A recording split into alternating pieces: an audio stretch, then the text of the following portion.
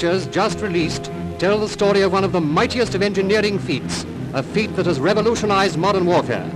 Vast artificial harbours, secretly prefabricated in Britain by thousands of workers, helped to make possible the invasion of Normandy. 2 fully equipped ports, as large and impregnable as Gibraltar, with huge steel and concrete caissoons looking like floating blocks of flats, these were built in 7 months and towed to Normandy in sections 3 days after our landings. Wrecked landing craft were blown up with depth charges to clear the channel.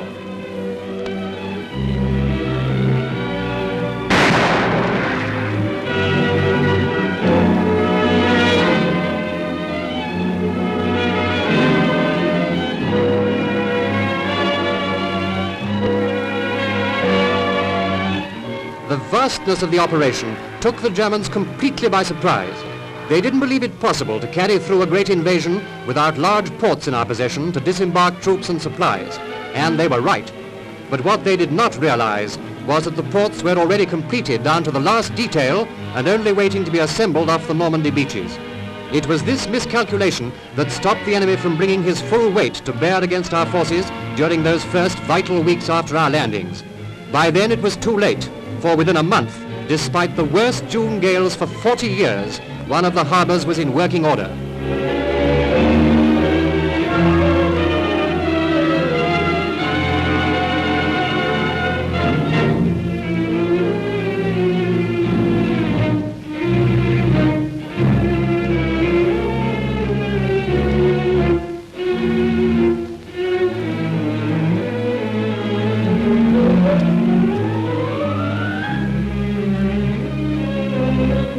This is one of the whales, with power-operated derricks to deal with the unloading of supplies, which form an important part of Port Winston, as the Merchant Navy calls the great factory-built harbour. The official name of this staggering piece of engineering is Harbour B, B for British, and it lies off the once sleepy Normandy town of Arromanches.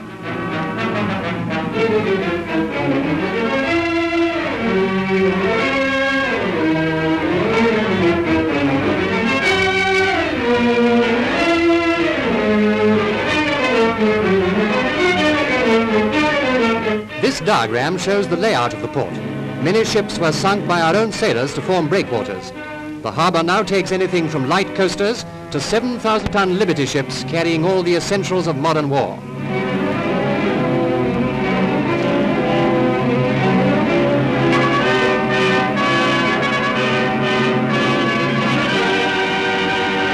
"13 miles of piers and causeways were ferried over in 480-foot sections.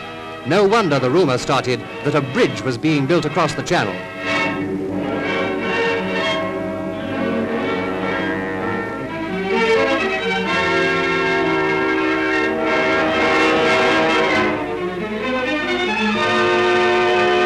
The second harbour, intended for use by the Americans, was so badly damaged by the high seas that parts of it became unusable, and when Cherbourg fell, work on it was discontinued. For months, scientists had studied the behavior of the weather, but they could not foresee such a furious gale as this.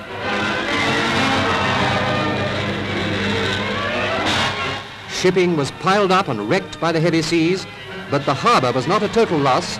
Much of it was salvaged and used to strengthen and enlarge Port Winston. Had the gale continued for another week, the whole operation would have been in danger, but at last it subsided. Now, with every tide, vast quantities of war material are unloaded to be used in the relentless Allied drive. A mighty feat has been successfully accomplished. What Hitler would have liked to do, what Napoleon failed to do, our engineers triumphantly carried out.